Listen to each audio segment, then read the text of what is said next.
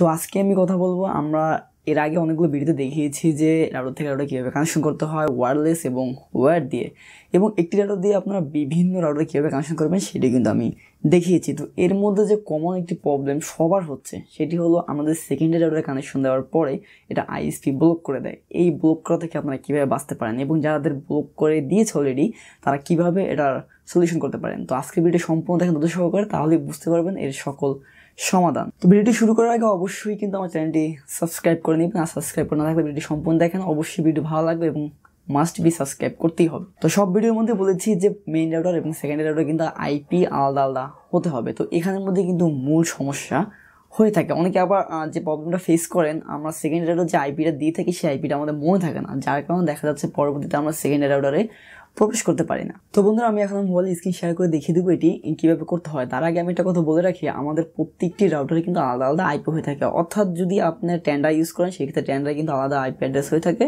এবং যদি আপনি কিউডি ব্যান্ডে ইউজ করেন অথবা টিপি লিঙ্কের ইউজ করেন, এই ধরনের যে কোনো ব্যান্ডের ইউজ করেন সবগুলো কিন্তু আলাদা আলাদা আইপি হয়ে থাকে। তো আমি এখন যেটা ব্যবহার করছি সেটি কিউডি ব্যান্ডের। তো আপনার এর আইপিটা দেখতে পাচ্ছেন 192.168.10.1। অর্থাৎ এখানে আমরা যদি দেখতে পাই তাহলে দেখতে পারবেন আপনারা 4টি ভাগে ভাগ করা হয়েছে।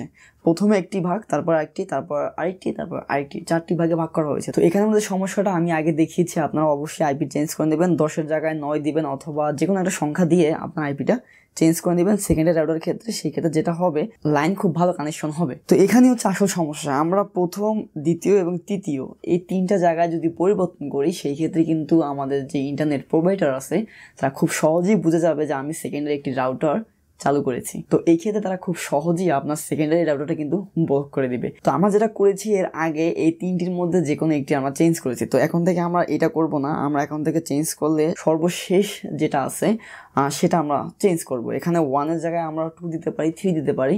তো এইভাবে আমরা সর্বশেষ যেটি আছে সেটি চেঞ্জ করব। সেটি চেঞ্জ করলে আমাদের কখনই আমাদের ইন্টারনেট প্রোভাইডাররা বুঝতে পারবে না যে আমরা সেকেন্ডারি রাউটার ইউজ করতেছি।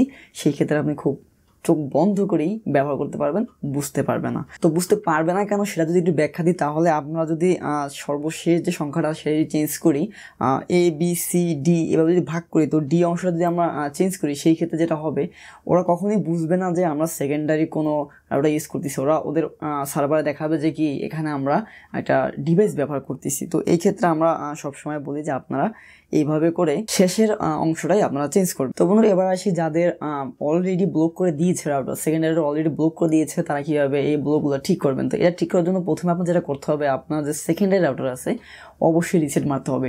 এটিকে পুরো রিসেট করে ফেলতে হবে। রিসেট করার পরে আপনারা দেখবেন যে আপনাদের প্রত্যেকটা রাউটারের অথবা প্রত্যেকটা ডিভাইসের একটা ম্যাক অ্যাড্রেস থাকে। আপনারা দেখতে পাচ্ছেন এখানে একটা ম্যাক অ্যাড্রেস আমরা দেখতে পাচ্ছি। তো এই ম্যাক অ্যাড্রেসটা আমাদের চেঞ্জ করতে হবে। এটা চেঞ্জ করার জন্য আমাদের এই অপশন যেতে হবে। যদি আপনারা অন্য কোনো রাউটার ইউজ করেন সেই ক্ষেত্রে কিন্তু অবশ্যই একটু খুঁজে বের করবেন যে আপনাদের ম্যাক অ্যাড্রেসটা কোথায় আছে। তো এরপরে আপনারা দেখতে পাচ্ছেন সর্বশেষ যে অপশনটা আছে ম্যাকের, তো এখানে এক একজন এক এক রকমের আসে। তো এখানের মধ্যে কাস্টম অপশনটা আপনারা পেয়ে যাবেন। তো কাস্টম অপশনটার মধ্যে গিয়ে আপনারা আপনাদের মতো করে একটা ম্যাক অ্যাড্রেস দিয়ে ফেলবেন। তাহলে কি হবে, ওরা যে ম্যাক অ্যাড্রেসটা ব্লক করে দিয়েছে সেটা ব্লক থাকবে, কিন্তু আপনি নতুন করে একটা ম্যাক অ্যাড্রেস দিয়েছেন। তো এই ক্ষেত্রে কিন্তু আপনারটা ব্লক থাকতেছে না, আবার নতুন করে সেট আপ করে চালাতে পারবেন, কোনো ধরনের কোনো সমস্যা হবে না। তবে যদি আমি যেটা দেখিয়েছি এইভাবে যদি না করেন সেই ক্ষেত্রে কিন্তু আবার ব্লক করে দিবে, দেখা যাবে যে আবার সমস্যা হবে। তো বন্ধুরা, আজকের ভিডিও এতটুকুই। তো এই সমস্যাটা কিন্তু আমাদের বেশিরভাগই হচ্ছে। তো সবাই চাইবেন যে ভিডিওটা শেয়ার করে দেওয়ার জন্য, এবং লাইক কমেন্ট তো মাস্ট করবেন, আর চ্যানেলটি সাবস্ক্রাইব করে লাইকটা অন করে দেবেন এই ধরনের ভিডিও সবসময় পাওয়ার জন্য। দেখা হবে অন্য কোনো ভিডিও, সেজন্য ভালো থাকবেন, সুস্থ থাকবেন। আল্লাহ হাফেজ।